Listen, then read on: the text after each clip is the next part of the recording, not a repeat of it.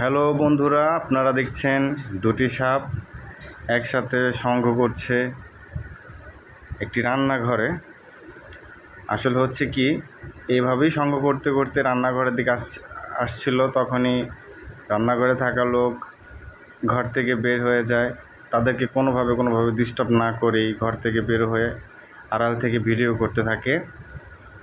তো আপনারা দেখছেন যে চুলোয় আগুন জ্বলছে, গরম পানি বসানো, আবার বলেতে চাল ধোয়া আছে।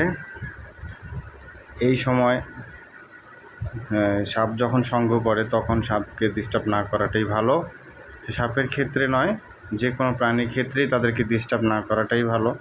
তো বাড়ির লোকজন আসলেই খুব ভালো পরিচয় দিয়েছে।